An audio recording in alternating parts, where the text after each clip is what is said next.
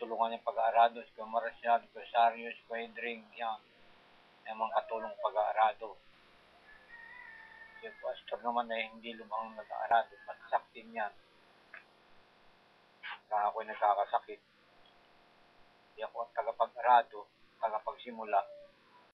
Kaya siguro ng ganito ko, pag namimitig ay talagang sa madaling araw, itatadyak ko na ng todo. Gagawin ko ay, inusun ko po ito. Sakit na sakit. Namulaklak na ang kadena de amor sa lapidang lata ni Ka Pedrong magsasaka. Napumanaw na ang plema'y kasing pula ng gumamela. Sa bawat pagdahak kong umaga, kulubot ang mukha at malipunga ang paa. May kawayang ganito kalapad. Sa madaling araw, magbabayo. Kakainin. Wala namang babayan noon. Pagigising pag hindi ka agad gumising, papangagising nakahiga. O di kami gulungan. Mga alas 3 pag ikaw ay bangon na kayo, magbayo na kayo. Kaya ang ama ninyo, nagbabayo na. Bangon na kayo, hala. Pag hindi ka bumango, pangalis niyang binti. Ilang gabi rin siyang pinaglamayan ng mga alitap-tap sa punong akasya. Tinangisan ng uugod-ugod na kalabaw sa ilalim ng punong mangga. Inalayan siya ng kapeng barako, ng galyetas at biskotso. Bininitahan ng sampagit at ilang-ilang. At ang mga luha ng kandila ng kaalipinan. Kupasing pantalong maong, polong pinaglaruan ng panahon, at mga alaala ng abuhing kahapon ng kasama niyang ibinaon. Sa piling ng mga itim na daigdig ng palutsinang kabaong. Pag nariyan at nakabahay, takbuhan na kami. Dampot na itong ganitong halo, pamigatlo, bakbaka.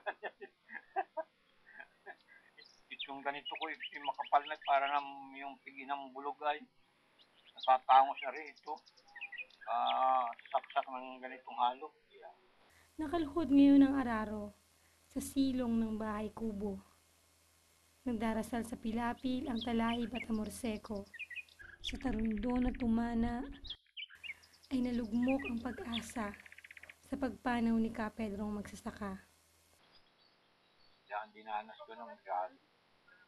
Hindi maladanasan ng mga bata ngayon.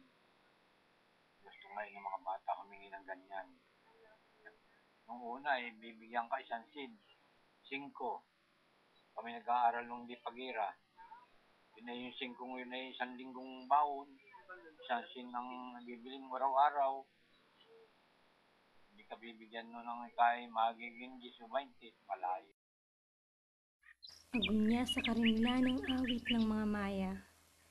Hininga ng dapit hapoy kasing sangsang ng pulbura. Mga buhay na kalansay, sa bukiri naglipa na. Mga nota ng araro'y hinihinig ay plegarya. Pag mainit na ang karabaw ay halahal na. Tali mo na sa kanlong. Punta ka naman sa pagkakaingin. Nagsusulib. Nagahangwat. Uulingin ka na. Wala lang uling sa mata. Naging pagsulib at kanlong. Gawa hindi pa nahapayan. Ay pag yung nasilba na, ay parang gana rin.